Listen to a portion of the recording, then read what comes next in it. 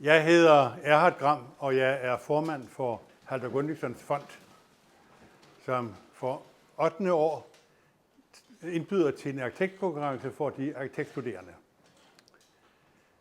Men lidt om fonden, inden I får lov til at høre om selve opgaven. Fonden er stiftet af Halldor Gunnløgssons enke. Han døde selv i 1985. Enken, Lillemor Gunnløgsson, døde i 1913 og havde inden da lavet et testamente med den fulde fundats i, hvad der skulle stå omkring denne her fond. Og fondens opgave er at støtte arkitekturen på forskellige vis, herunder ikke mindst uddannelse og præmiering. Og uddannelse fandt vi ud af efterfølgende i bestyrelsen, der i dag består af Christoffer Harlang og Knud Fladeland og jeg selv, at en konkurrence for de arkitektstuderende ville være en god ting, for sådan noget mærkeligt noget, det har man ikke på akademiet, og man har det heller ikke længere ude i den virkelige verden med indbudte konkurrencer. I dag er det, hvor man indbyder de store tegnestuer til at deltage. Det vil sige, det at få lov til at lave en ting helt igennem fra bunden, det er ikke noget, som I har mange chancer for at komme til. Det kan I her. Og jeg synes, vi har haft god succes igennem alle årene med det, der er lavet. Lillemor havde mulighed for at lave den her fond i kraft af, at hun arvede huset efter Halldor, det meget kendte hus på Rungsted Strandvej nummer 68. Det er ikke noget prangende hus, men det er et arkitektonisk meget, meget berømmet og fint hus. Og der var lidt penge til overs, ud over det.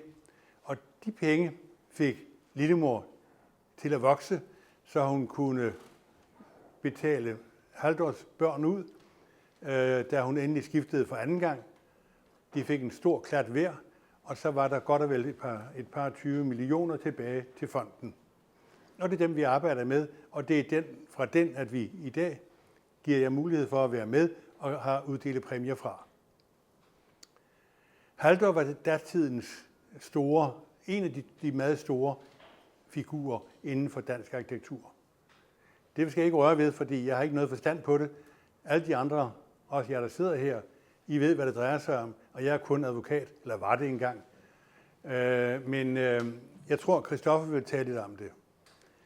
Så har vi fået en ældre arkitekt, Jens Thomas Arnfred, tidligere professor med i vandkunsten, og som min 40-årige yngste søn sagde, da han hørte dit navn: han er jo en star. Han er en rockstar. Og det kan jeg godt lide, at du har sat dit præg, også i den lidt yngre generation, af den kaliber, du har. Men også det vil Christoffer fortælle nærmere om.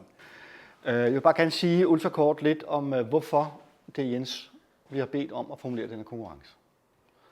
Og jeg vil også godt sige, at om lidt, når vi er færdige, så er der nogle trykte kopier af programmet, og det bliver jo også uploadet senere på Halldor Gunnløgssons Fonds hjemmeside, hvor I kan downloade det og få fat i det. Men man siger, at det skønne og det gode og det sande har brug for hinanden. Og jeg tror, at hvis man skiller de tre dimensioner ud af arkitekturen og fjerner en af dem, så har man et problem. Jeg tror ikke, vi kan undvære det gode. Vi kan heller ikke undvære det sande. Men vi kan heller ikke undvære det skønne. Og det siger jeg, fordi vi lever i en tid nu, hvor vi ikke bare, om man så må sige, og hvornår har vi kun det, kan koncentrere os om det skønne. Vi er nødt til at tænke os rigtig godt om, når vi laver noget. Hvorfor vi laver det, hvordan vi laver det, hvor vi laver det henne, og hvem vi laver det for. Og derfor er det rigtig godt, at det er Jens, der har sagt ja i år til at formulere en konkurrence, som I kan arbejde med hele sommeren. Fordi Jens har brugt sit liv på at spænde de tre dimensioner af arkitekturen op i gensidighed, som gør, at Jenses bidrag til dansk arkitektur står med en profil og en skarphed, som er fuldkommen enestående, og som det er vanskeligt at forestille sig, hvordan dansk arkitektur havde set ud, hvis Jens ikke havde været der.